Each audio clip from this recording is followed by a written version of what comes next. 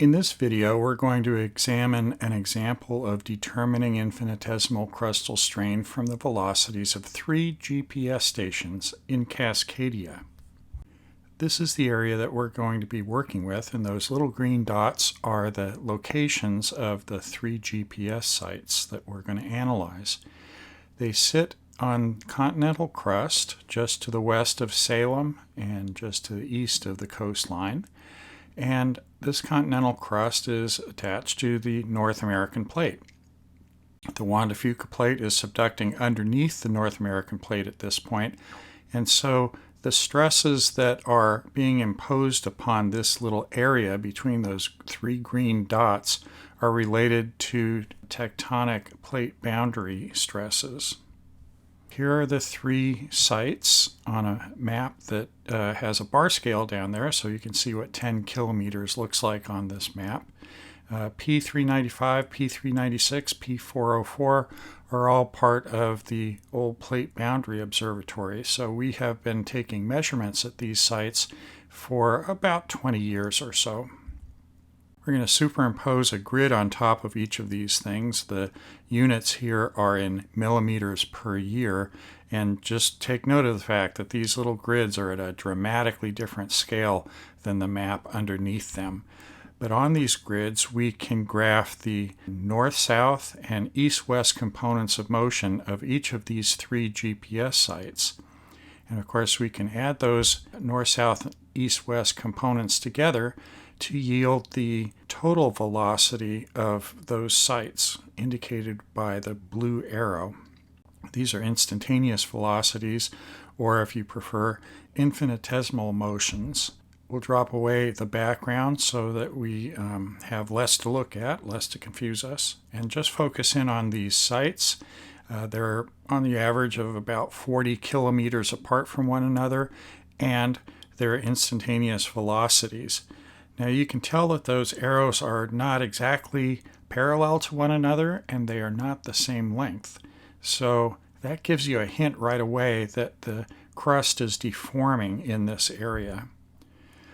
In order to quantify that, we imagine a triangle connecting these 3 GPS sites. We find the center of the triangle, and then we imagine a circle in this triangle. The circle is a rigid part, if you will, of the inside of this triangle. As the triangle deforms, the circle will also deform, and as it deforms, it will give us a look at what the strain ellipse is in a horizontal plane in this part of the crust.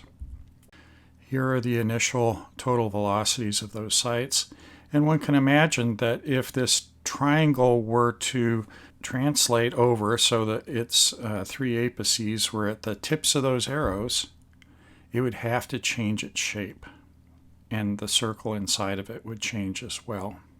We can define the translation vector from the center of the circle, center of the triangle, in the undeformed state to the deformed state. We do that by adding those 3 vectors together and dividing by 3, so we get the average motion of the triangle. And so the green arrow there represents the translation vector. If we take the translation vector out of the equation, we can superimpose these 2 triangles at their centers upon each other, and we can see that the red triangle representing the distorted state and the red circle has become an ellipse. And that ellipse is the horizontal strain ellipse, or the instantaneous horizontal strain ellipse. That strain ellipse has a major axis in red here and a minor axis in blue here. The extensions along the major axis are such that the radius of the ellipse in that direction is greater than the radius of the original circle. So it's a positive value. So plus E1h is a positive extension.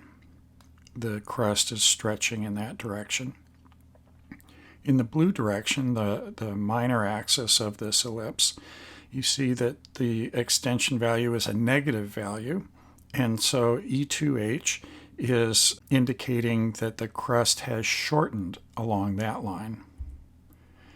We have a map symbol that we use to represent that kind of information. The arrows pointing away from the center indicate that we've got stretching. The arrows pointing in towards the center indicate that we have shortening. We can take that map symbol and plop it down on the map, and that shows us the average state of crustal strain within this little triangular area. Now, why is it straining like that? Well, remember, the Juan de Fuca plate is subducting underneath North America, and that's the direction that it is subducting relative to the stable interior of the North American plate. So that is consistent with what we see in the strain. It is shortening in the direction that the Juan de Fuca plate is subducting, and it's stretching a little bit. Now, they're not perfectly aligned, and what this map symbol doesn't show you, but the data certainly shows you, is that there's a little bit of a rotation as this subduction occurs, a little bit of rotation in the overlying crust. And that's because the subduction is oblique to the boundary. So there's a little additional shearing or rotation going on. So that's how we can use GPS velocities to work out the average crustal strain in a given area.